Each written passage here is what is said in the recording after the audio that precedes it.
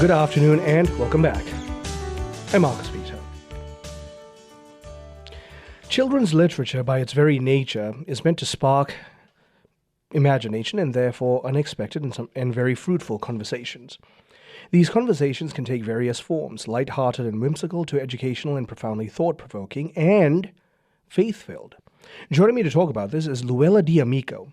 Luella is Associate Professor of English and Women's and Gender Studies at the University of the Incarnate Word, and her scholarly and teaching focus is on early U.S. literature, children's literature, Christian women's writing, transatlanticism, and girlhood studies. Luella, thank you for joining us. How are you? I'm doing wonderful. Thank you so much for having me here today. How are you? I'm very well, thank you. Share with me your thoughts on encountering the Catholic faith in children's literature from a big picture perspective.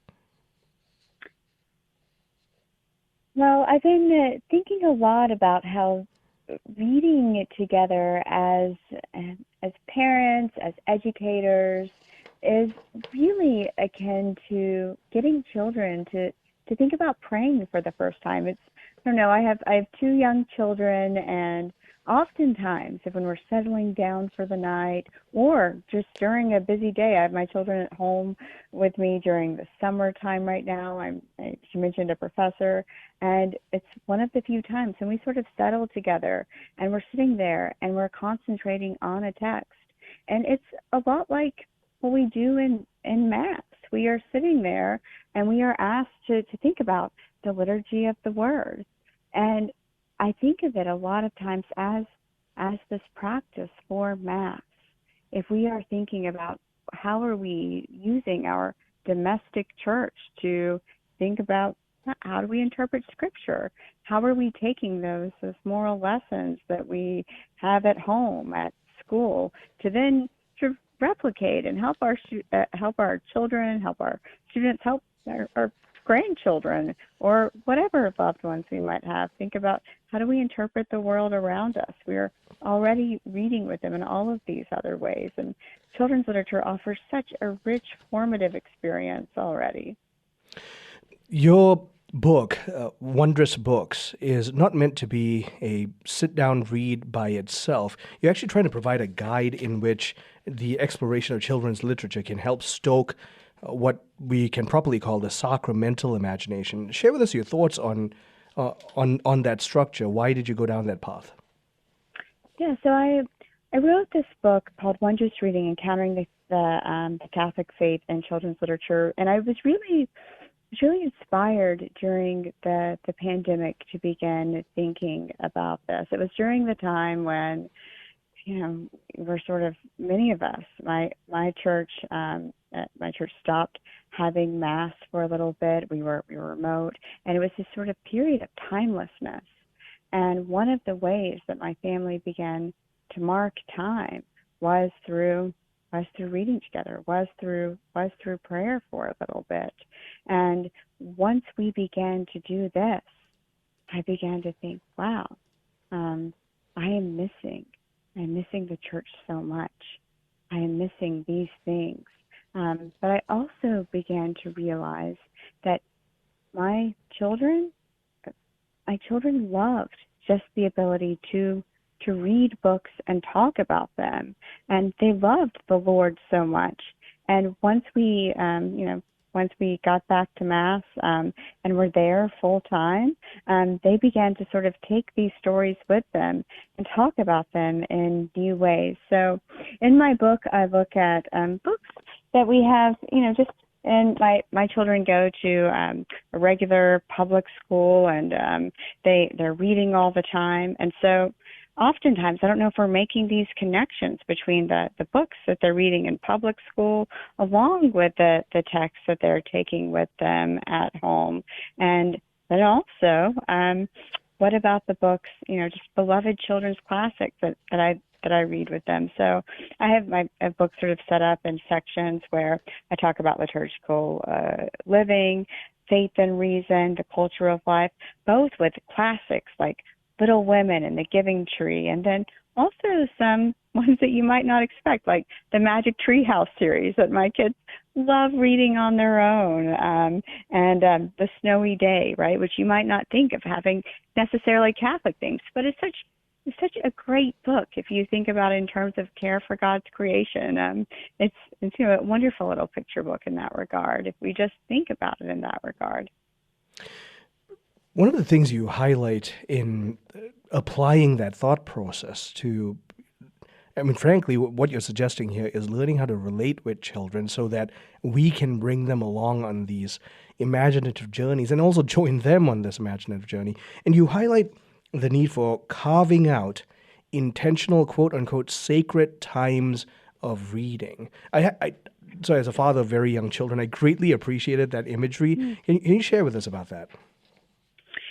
So I think that there's this idea that we separate these spaces, that we have time when we are reading with our children, and oftentimes it's storybook time, right? Especially with young children, right? That we'll have, right, storybook time, and we separate this from the time that is our religious time.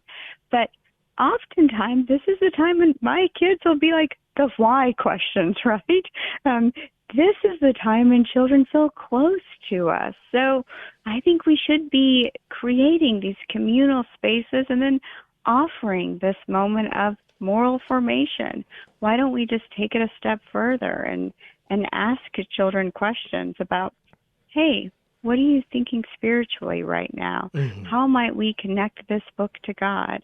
I offer very directed moments in my book where I'm like, if you want to talk about liturgical living, if you want to talk about faith and reason, here are some activities, here are some particular questions you can do. I do both picture books and then a young adult book in each chapter. And then I also have an appendices with a nice array. But I really am hoping that more it's sort of a compass, a guidebook to kind of get you in the line of thinking about how can you just do this naturally with your family, or even if parishes would want to do it as a reading group. In your section about the Magic Treehouse, you make sure you highlight that the series wasn't written by C.S. Lewis, and I chuckled when I saw that, because then you also highlight that it's not meant to have an overtly or explicit Christian theme, but then you go on to say why that can be a good thing, especially for Christian parents, helping to form a sacramental imagination outside of explicitly Christian thematic imagery.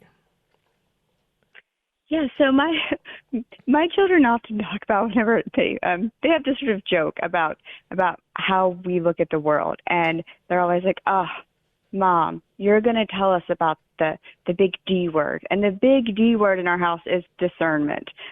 and my kids now, they're 9 and 10, because I want them to be thinking about this, because they're only going to be in my house for so long.